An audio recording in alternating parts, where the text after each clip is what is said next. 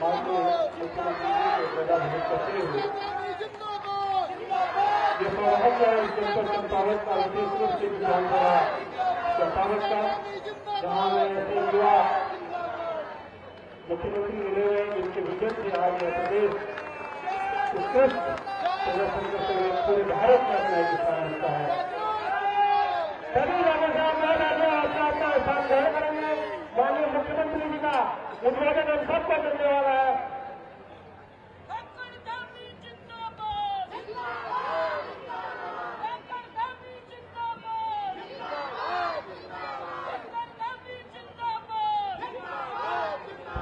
भारत माता की, भारत माता की, पूर्णागिरी मैया की, पूर्णागिरी मैया की, मातृशक्ति की, मातृशक्ति की। सशक्त बहना उत्सव योजना कार्यक्रम में मंच पर आसीन भारतीय जनता पार्टी के जिलाध्यक्ष भाई गोविंद सामंत जी, जिला पंचायत के अध्यक्ष श्री आनंद सिंह अधिकारी जी, सह प्रभारी हिमांशु मिश्र जी, हमारे दर्जा राज्य मंत्री आदमी श्याम नारायण पांडे जी, पूरन मेहरा जी, मुकेश कलपुड़िया जी, पुष्पा विश्वकर्मा जी, जिला पंचायत उपाध्यक्ष शंकर दत्त पांडे जी, सतीश पांडे जी, सुभाष बघोली जी, अंचला बोरा जी, ब्लॉक प्रमुख दीपक रजवाल जी, प्रकाश तिवारी जी, हर्षवर्धन रावत जी, श्रीमती पेरमा पांडे जी, विपिन कुमार जी चेयरमैन टनकपुर नगर पालिका परिषद, श्रीमती रेखा देवी जी चेयरमैन बनमसा, रोहिदास अग्रवाल जी, शिवराज सिंह कठायत जी, हेमा जोशी जी, सुनीता मुरारी जी, सरोज दत्त जी, भुवन पांडे जी, बंसीधर चौहान जी, जानकी शर्मा जी, इंद्रदेव विश्वकर्मा जी, श्रीमती फरजाना बेगम जी, श्रीमती रेखा देवी जी, रामू जोशी जी, नगर पालिका परिषद प्रतिमा के अध्यक्ष एवं यहाँ पर आए हुए हमारे सभी जनप्रतिनिधिगण, सभी मेरे बड़े बुजुर्ग माताएं बहनें, सभी हमारे नौजवान साथी और हमारे जनपद के जिलाधिकारी श्री मनीष जी और मुख्य विकास अधिकारी और पूरी टीम, विभिन्न विभागों से आए हुए सभी अधिकारीगण, कर्मचारीगण, सभी समूह की सभी बहनें जिन्होंने यहाँ पर अपना बहुत सारे प्रदर्शनी, बहुत सारे स्टॉल लगाए हुए हैं। यहाँ पर उपस्थित सभी मीडिया के हमारे मित्र, चिनीकोट और आसपास के क्षेत्रों में सभी महत्वपूर्ण बस्तियां, नगर पालिका समस्त आए हुए आसपास के सभी उपस्थित मेरे भाइयों और बहनों, मैं सबसे पहले तो इस विशिष्ट कार्यक्रम में आप सभी माताओं बहनों का स्वयं सहायता समूह से जुड़ी हुई लक्ष्मी दीदियों सहित आप सभी का हृदय से स्वागत करता हूँ, अभिनंदन करता हूँ। आपने मेरा स्वागत किया, मैं भी आप सबका स्वागत करता हूँ, आप सबको प्रणाम करता हूँ।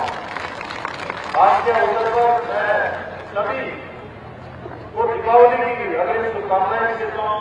मां लक्ष्मी से प्रार्थना करता हूँ कि वो आप सभी के जीवन में सुख शांति और समृद्धि का और आरोग्य का संचार करें। मेरा परम सौभाग्य है कि मैं दीपावली के पूर्व पर्व से पूर्व हमारे प्रदेश की लक्ष्मी स्वरूपा मातृशक्ति को सभी माताओं बहनों के बीच, आप सबके बीच में सुबह होने का शुभ अवसर प्राप्त हो रहा है। यह हर्ष की बात है कि आज एक और जहां सशक्त बहना उत्सव योजना के माध्यम से मातृशक्ति को नमन कर रहे हैं, वहीं टनकपुर में नवनिर्मित गैस कार्यालय का उद्घाटन भी कर रहे हैं। भाइयों बहनों, मैंने जो आदर्श चंपावत जिला बनाने का संकल्प लिया है, आज सभी बहनों के सानिध्य में हम नवनिर्मित गैस कार्यालय के उद्घाटन द्वारा उस संकल्प को पूरा करने की दिशा में एक कदम और बढ़े हैं। ये नवनिर्मित गैस कार्यालय केवल एक सामान्य प्रशासनिक भवन नहीं है, बल्कि जनता की सेवा और उनकी समस्याओं के समाधान का एक प्रमुख केंद्र रहेगा, प्रमुख केंद्र के रूप में यहाँ पर काम करेगा। हम आपको अपनी छोटी छोटी समस्याओं के लिए विभिन्न कार्यालयों में चक्कर नहीं काटने पड़ेंगे, नहीं देहरादून जाना पड़ेगा, नहीं कहीं अन्य स्थानों पर दौड़ भाग करनी पड़ेगी। यहीं से आपको प्रत्येक समस्या का समाधान प्राप्त हो सकेगा। ये कार्यालय केवल प्रशासनिक कार्यों तक ही सीमित नहीं रहेगा, बल्कि ये जनसंवाद और जनता के साथ प्रत्यक्ष संपर्क का भी एक माध्यम बनेगा। और हाँ, अब यहाँ के किसी अधिकारी या कर्मचारी ने आपकी किसी शिकायत के सुझाव को गंभीरता से नहीं लिया तो आप सीधे सीधे मेरे तक की बात पहुंचा सकते हैं। मुझे भी सीधे सीधे बताइएगा। भाइयों बहनों, हमारे शास्त्रों में नारी शक्ति के बारे में लिखा गया है कि नारी की प्रसन्नता से संपूर्ण खुद प्रसन्न हो जाता है तथा उसकी अप्रसन्नता से सब अप्रसन्न हो जाता है। इसलिए आपको हमेशा प्रसन्न रहना है। मैं यहाँ से कहना चाहता हूँ आपकी बहनों से कि आप सब लोगों को प्रसन्न रहना है हमेशा। प्रसन्न रहेगी ना? अरे प्रसन्न रहेगी आप? घर से आवाज क्यों? इमरजेंसी कहना सबको प्रसन्न रहना नहीं कहना सबको।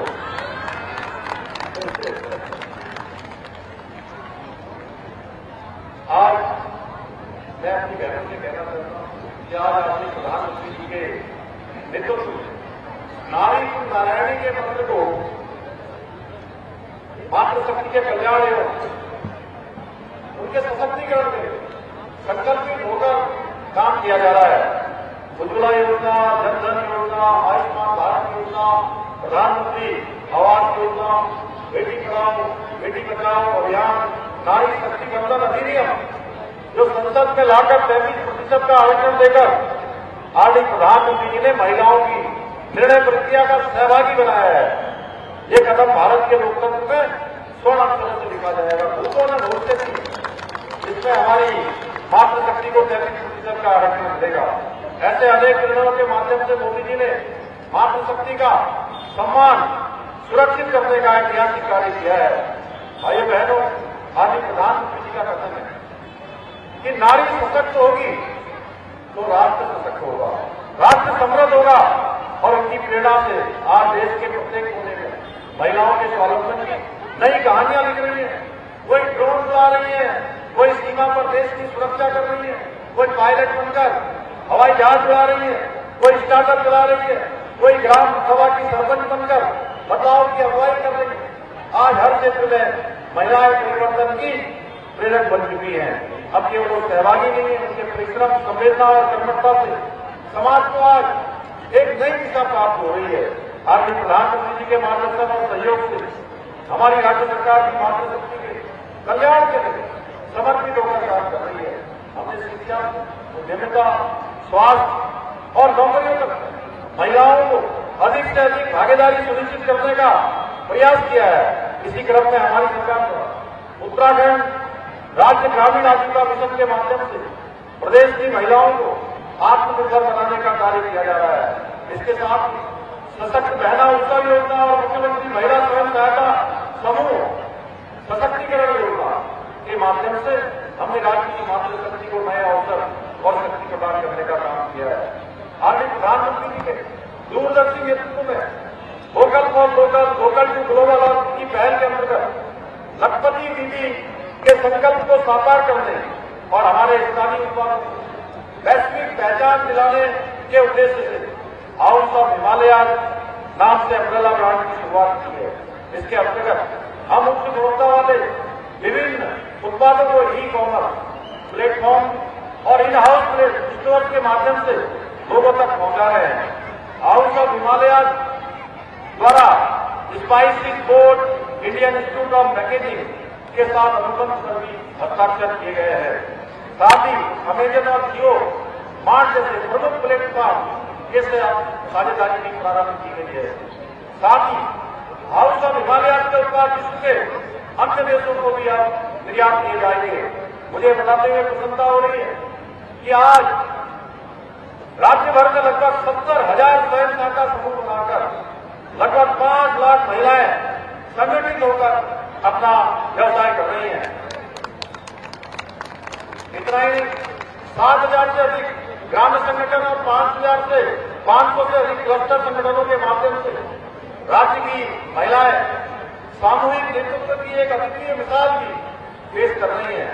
बहनों, आप सभी ने अपनी मेहनत और लगन से ये सिद्ध कर दिया है कि यदि हमारी मातृशक्ति को उचित अवसर मिले, संसाधन मिले और सहयोग मिले तो न वो केवल अपने को सशक्त बना सकती है, बल्कि अपने साथ साथ अपने परिवार को और समाज को भी सशक्त बनाने में और देश और प्रदेश के विकास में भी अपनी महत्वपूर्ण भूमिका निभा सकती हैं।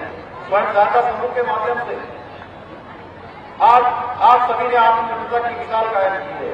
वो उत्तराखंड की ग्रामीण अर्थव्यवस्था को एक नई दिशा देने का माध्यम बनेगा। मुझे गर्व है कि आज प्रदेश की 1,65,000 हमारी बहनें आज लखपति दीदी बन गई हैं और लखपति दीदी बनकर महिला सशक्तिकरण की दिशा में एक नई दिशा निर्मित करने का काम हमारी महिलाओं ने किया है। प्रदेश की मातृशक्ति द्वारा किए जा रहे कार्य को देखते हुए हमारी राज्य सरकार उत्पादों की प्रोसेसिंग, पैकेजिंग और बिक्री के लिए एक सशक्त इको सिस्टम विकसित करने पर काम कर रही है, जिसके अंतर्गत जहां एक और महिला स्वयं सहायता समूह द्वारा बनाए गए उत्पादों को प्रोसेसिंग एवं मार्केटिंग हेतु ग्रोथ सेंटरों की स्थापना की गई है, वहीं इनके प्रभावी विपणन के लिए सभी जनपदों में नैनो पैकेजिंग यूनिट, तरह सेंटर, राज्य स्तरीय विपणन केंद्र और बेकरी यूनिट का भी संचालन किया जा रहा है।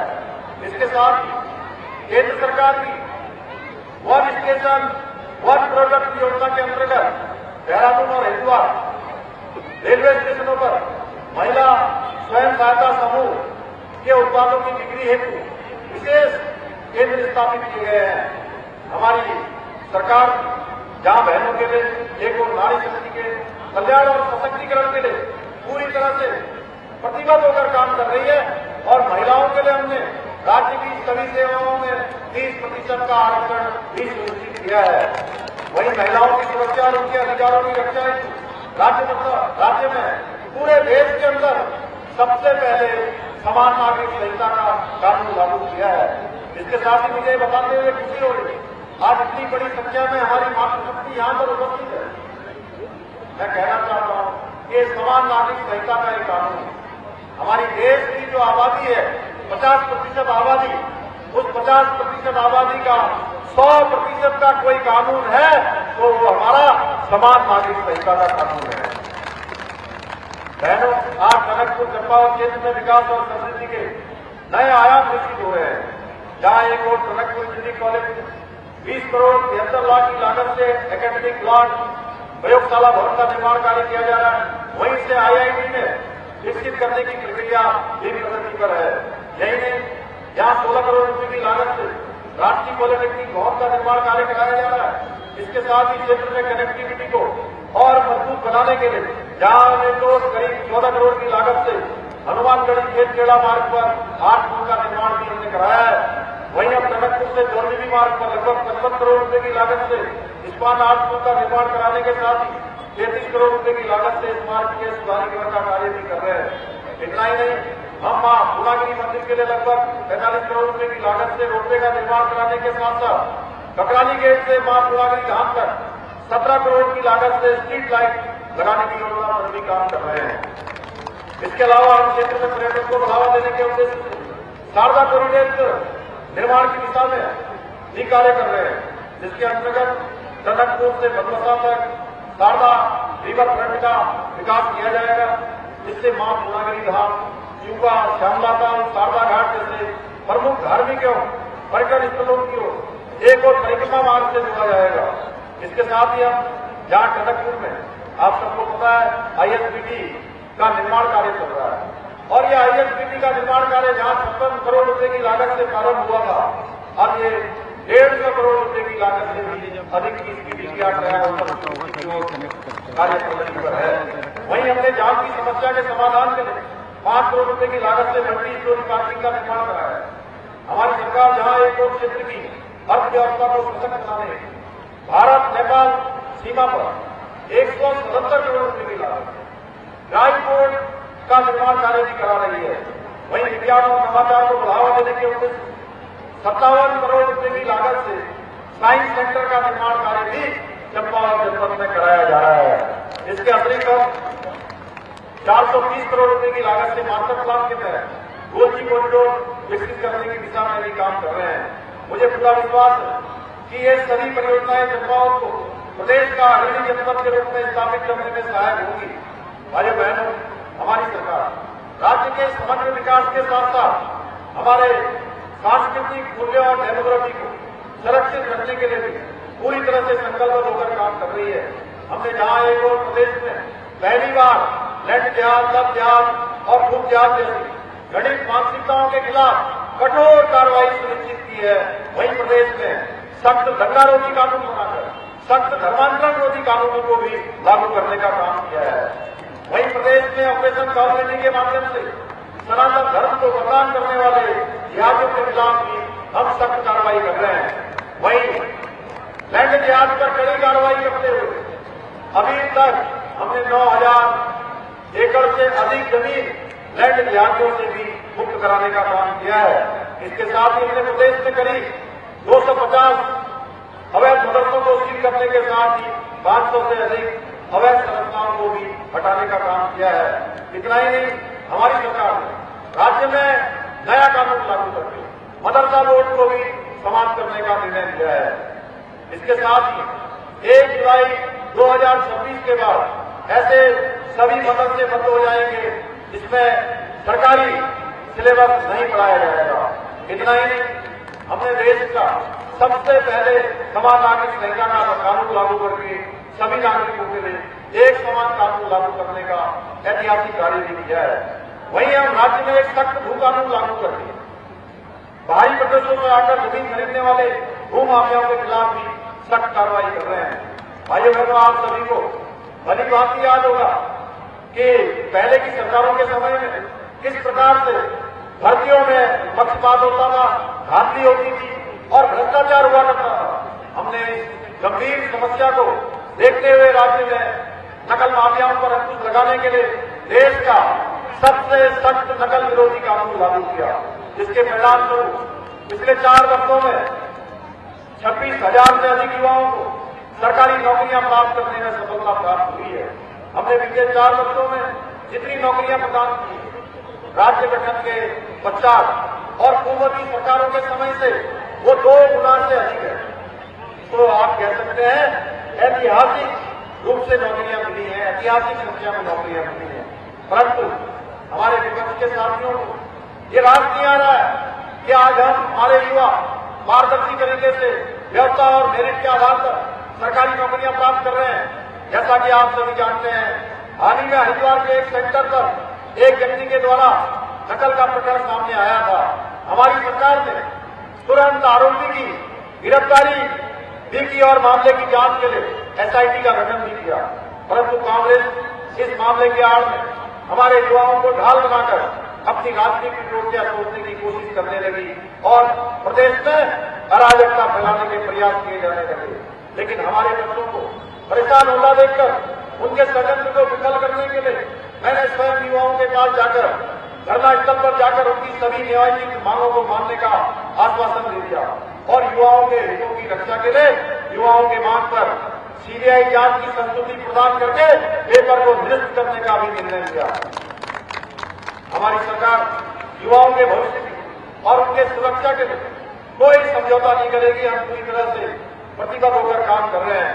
हम युवाओं के भविष्य के साथ कोई खिलवाड़ नहीं होने देंगे। इसके साथ ही हमारी सरकार राज्य में भ्रष्टाचार को जड़ से समाप्त करने के लिए जीरो टॉलरेंस की नीति के साथ संकल्पित होकर कार्य कर रही है। हमने राज्य में रसूखदार भ्रष्टाचारियों के खिलाफ कठोर कार्रवाई करके ये स्पष्ट कर दिया है कि उत्तराखंड में भ्रष्टाचार का कोई स्थान नहीं है। आज के इस अवसर पर मैं हमारी सभी माताओं और बहनों को आश्वस्त करना चाहता हूं कि आपका ये भाई, आपका ये बेटा आपके अधिकारों और आपके सम्मान की रक्षा के लिए पूरी निष्ठा के साथ, पूरे समर्पण के साथ, पूरी शक्ति के साथ निरंतर कार्य करता रहेगा। साथ ही में यह भी आग्रह करना चाहता हूं कि हमारे प्रधानमंत्री आदरणीय श्री नरेंद्र मोदी ने देशवासियों से आह्वान किया है कि स्वदेशी उत्पादों का अधिक से अधिक उपयोग करें, जिससे आत्मनिर्भर भारत की दिशा में हमारा संकल्प और भी सशक्त हो सके। मुझे पूरा विश्वास है कि हमारी माताएं, बहनें आदरणीय प्रधानमंत्री जी के इस आह्वान को एक जन आंदोलन का रूप देकर अपने स्वदेशी उत्पादों के माध्यम से न केवल स्वयं को सशक्त बनाएंगी बल्कि उत्तराखंड को भी आत्मनिर्भर और देश का अग्रणी राज्य बनाने हमारे विकल्प रही संकल्प को साकार करने में अपना महत्वपूर्ण योगदान देंगी। इसी विश्वास के साथ इन पंक्तियों को हमारी मातृशक्ति को समर्पित करते हुए मैं अपनी बात मान करता हूं कि नारी की योगदान है, नारी की योगदान है, नारी परिवर्तन की पहचान है, नारी शक्ति, तू भक्ति, तू ममता का विस्तार है, नारी तू कर्म, तू धर्म, तू ही देश का आधार है, तू ही देश का आधार है। बहुत बहुत धन्यवाद।